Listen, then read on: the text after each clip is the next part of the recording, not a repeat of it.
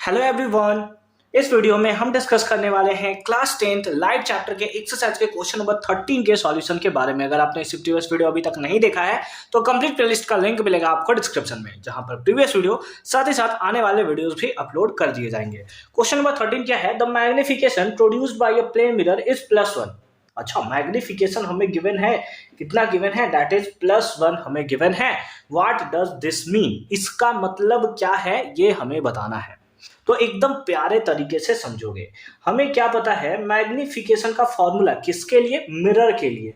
Mirror के लिए magnification का फॉर्मूला क्या होता है? तो आप बोलोगे एक तो होता है sir height of the image divided by height of the object, और एक और मैग्निफिकेशन का फॉर्मूला पढ़ रखा है -v/u। क्या पढ़ रखा है? -v/u। दो ये हमने मैग्निफिकेशन का फॉर्मूला पढ़ रखा है। बस इसी के बेसिस पे ना हम लोग इसको एकदम आराम से डिफाइन कर सकते हैं कि इसका मतलब क्या है। सबसे पहली बात, अगर आपका m का वैल्यू कैसा है? +1 है इज इक्वल्स टू क्या है? hi/ho। इसका वैल्यू अगर +1 के इक्वल है, समझोगे अच्छे तरीके से, अगर इसका वैल्यू +1 के इक्वल है, इसका मतलब ये वैल्यू भी पॉजिटिव होगा और ये वैल्यू भी पॉजिटिव होगा। तभी ना पॉजिटिव पॉजिटिव पॉजिटिव हमें देखने को मिला होगा।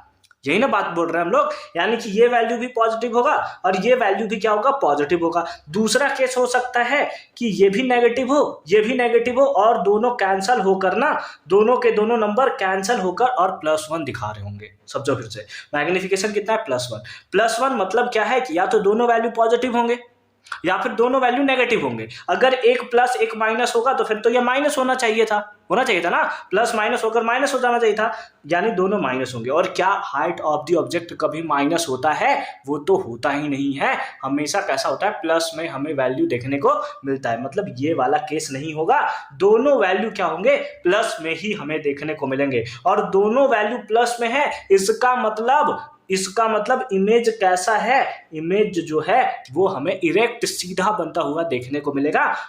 ऑब्जेक्ट जो तो है वो हमेशा सीधा बनता ही बनता है। ठीक है, तो यहां से एक बात तो हमने लिख लिया, क्या कि इमेज कैसा होगा? इरेक्ट बनेगा। ठीक है सर, इरेक्ट बनेगा, ये हमें पता चल गया। उसके साथ साथ अगर क्रॉस मल्टीप्लाई कर दो तो height of the object is equals to height of the image is equals to क्या होगा? हाइट ऑफ द ऑब्जेक्ट देखने को मिलेगा।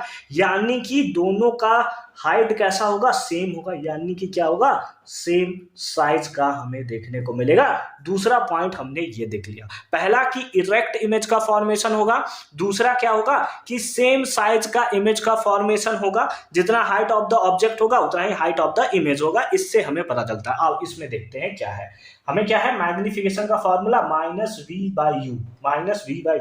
इसका वैल्यू कितना है? +1 इज इक्वल्स टू कितना हो जाएगा? -v/u। अगर क्रॉस मल्टीप्लाई कर दो तो u इज इक्वल्स टू कितना आ जाएगा? -v। देखो ये प्लस माइनस किसको शो करता है? वो तो साइन कन्वेंशन के अकॉर्डिंग है। इसका मतलब क्या है कि जितना u का डिस्टेंस है, जितना इमेज डिस्टेंस, ये क्या है? ऑब्जेक्ट डिस्टेंस है ना, ये ऑब्जेक्ट डिस्टेंस, जितना ऑब्जेक्ट डिस्टेंस है उतना ही इमेज डिस्टेंस है। माइनस का साइन शो करता है कि अपोजिट डायरेक्शन में बन रहा है। मतलब ऑब्जेक्ट अगर इस साइड रखा है तो इमेज मिरर के पीछे बन रहा है। तो इसको अगर हम नहीं भी लिखे तो चलेगा। इसका मतलब क्या हुआ? इससे हमें क्या क्या चीजें पता चलती है, एक सेकेंड में आप देखोगे। क्या है?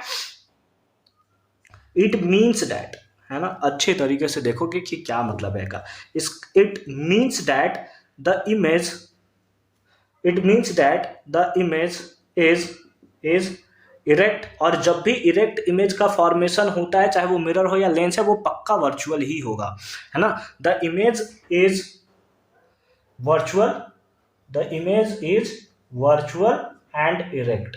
ये याद रखना है, जब भी इमेज जो हैगा इरेक्ट बनेगा तो हमेशा क्या होगा? वर्चुअल ही होगा। ठीक है, and height of the object is equal to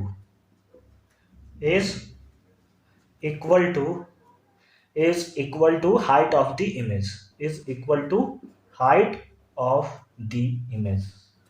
लिख सकते हैं इसके बारे में? हाँ सर बिल्कुल लिख सकते हैं। Also image distance is also image distance is equal to object distance,